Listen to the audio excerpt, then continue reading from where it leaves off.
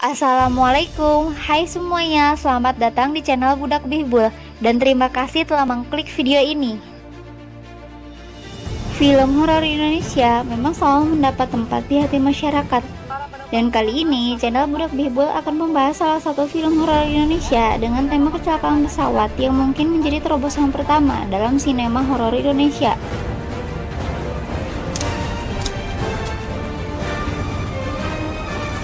Film ini berjudul Tragedi Penerbangan 574. Dirilis pada tahun 2012 dengan disutradarai oleh sang sutradara sensasi yaitu Dera Sukawani dan dibintangi oleh banyak bintang terkenal, diantaranya Kiki Amalia, Baby Margareta, Tatalin, dan kawan-kawan. For your info aja, pada tahun perilisannya, film ini menimbulkan kontroversi di kalangan masyarakat. Hal tersebut dikarenakan film ini mengaitkan tragedi Adam Air pada tahun 2007 yang menewaskan seluruh penumpangnya. Dan adanya film ini membuat seluruh keluarga korban seakan mengingat kembali tragedi yang memilukan tersebut.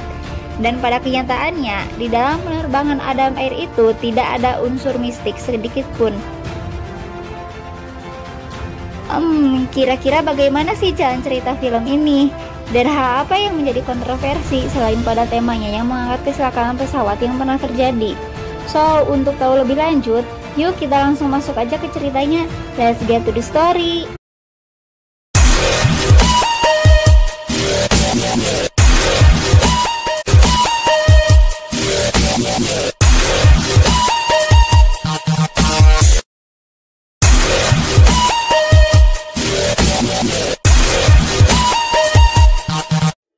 Film ini diawali dengan diperlihatkannya 4 orang anak muda yang sedang berjalan di kebun kelapa pada malam hari. Mereka adalah Tania, Dini, Gustaf, dan Siwa. Karena ketiga temannya yang sedang membicarakan sebuah mitos tentang hantu Gundul Pringis, Tania dibuat menjadi ketakutan dan ia meminta untuk segera pulang. Dan di tengah obrolan mereka, tiba-tiba banyak buah kelapa yang jatuh dan menggelinding. Padahal Gustaf merasa tidak ada angin. Tania pun menjadi tambah ketakutan dan memutuskan untuk pulang sendirian. Sedangkan ketiga temannya tetap lanjut berjalan. Lalu di tempat Tania berada, ia merasa bahwa dirinya nyasar. Dan di tengah kebingungannya itu, ia tiba-tiba diteror oleh sesuatu seperti kelapa. Ia pun berlari ketakutan hingga akhirnya Tania terjatuh ke sebuah jurang. Dan film Tragedi Penerbangan 574 pun dimulai. Scene beralih ke sebuah bandara, yang mana ternyata Tania sudah meninggal dan teman-temannya akan berangkat ke Manado untuk mengantarkan jenazah Tania dengan menaiki pesawat charteran orang tua Tania. Siwa yang ternyata adalah pacar Tania merasa tidak terima dengan kematian Tania dan menyalahkan Dini yang membawa mereka liburan ke sana. Dini pun merasa bersedih. Namun Gustaf di sini membela Dini dan mengingatkan Siwa tentang kejadian di malam itu. Kemudian scene pun flashback. Siwa dan Tania yang malam itu sedang berada di kamar. Tiba-tiba Tania merasa paranoid akan sesuatu yang ada di bawah ranjangnya. Dia mendengar suara kelapa yang menggelinding dan menyangka bahwa itu adalah hantu Gundul Pringis. Dan terlihat watak Siwa yang pemarah, namun so jago, ia dibuat jengkel dan kemudian keluar kamar untuk mengajak Tania serta kedua temannya pergi keluar untuk membuktikan bahwa Gundul Pringis itu tidak ada. Lalu di tengah perjalanan mereka bertemu dengan orang di sana yang memperingatkan mereka tentang kebenaran Gundul Pringis, yang mana Gundul Pringis adalah hantu kepala yang menyerupai kelapa. Dan orang yang bertemu Gundul Pringis, jika ia beruntung ia hanya akan sakit, akan tetapi jika tidak ia akan meninggal. Dan Siwa yang lagi-lagi sok berani tidak peduli dan memilih untuk tetap berjalan-jalan di malam itu. Dan scene pun kembali ke bandara. Sumpah sih, orang yang namanya Siwa ini nyebelin banget. Untung cuma ketemu di film. Oke, daripada gibah ngomongin orang, mending kita balik lagi ke filmnya.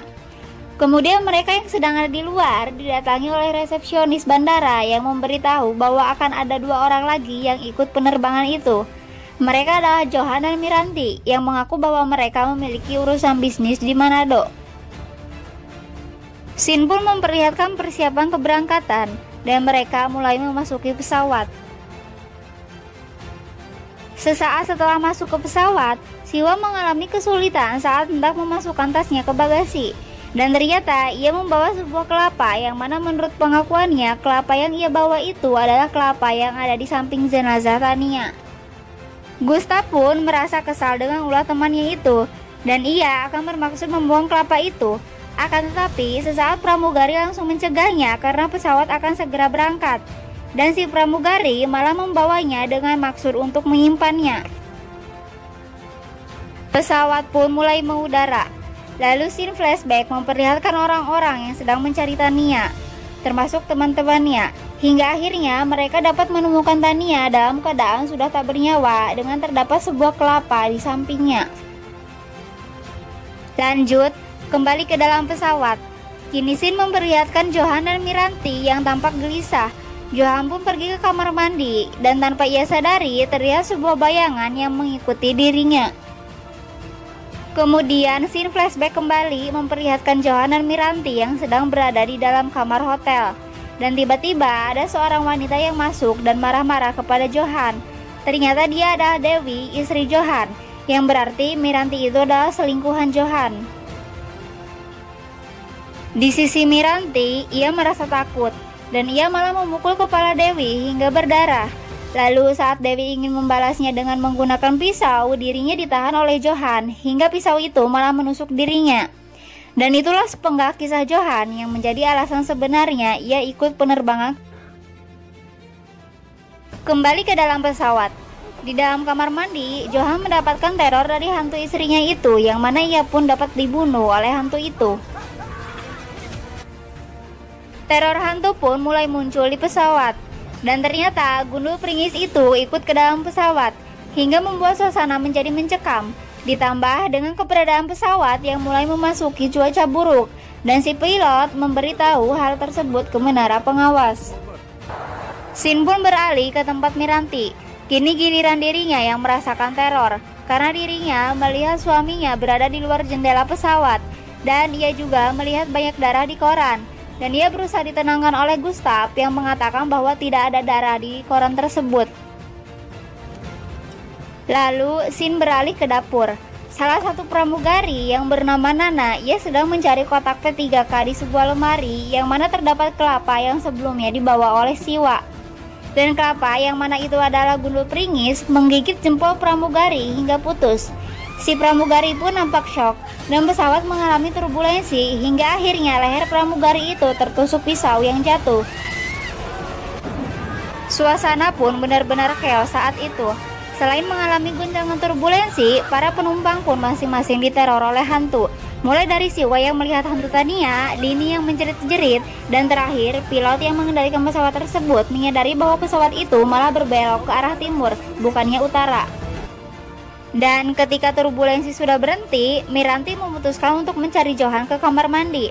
Akan tetapi, Johan tidak ada di kamar mandi, dan ia hanya menemukan cincinnya saja di depan pintu kargo. Lalu saat ia membukanya, tiba-tiba badannya ditarik oleh sebuah tangan hingga jatuh. Dan di dalam ruangan kargo, ia pun mati dibunuh oleh hantu Dewi. Beralih ke dapur, Andi yang melihat rekan pramugarinya tewas merasa syok. Begitu pula Gustav dan kawan-kawan.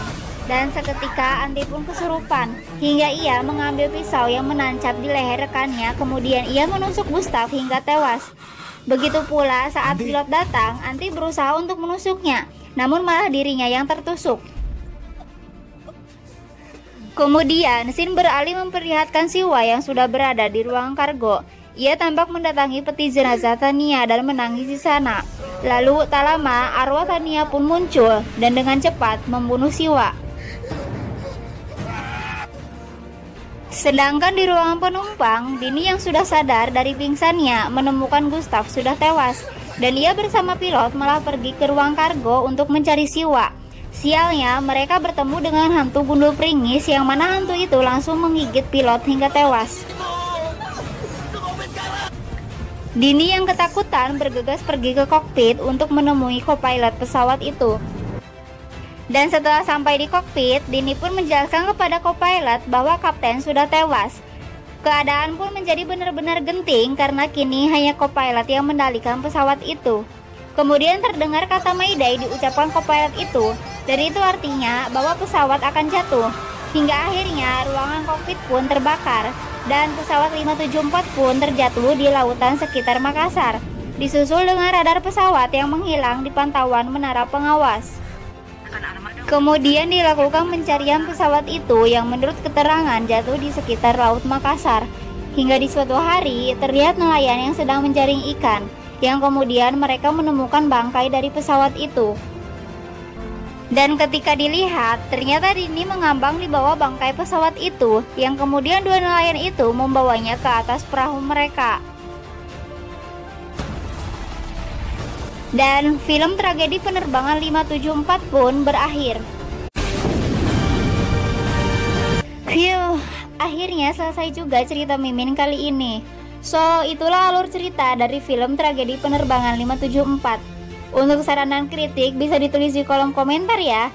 Like jika kalian suka dengan video ini, dan subscribe jika kalian tertarik dengan konten yang channel Budak Bihbul buat. Oh iya, jangan lupa aktifin loncengnya juga ya. And see you on the next video. Hatur nuhun.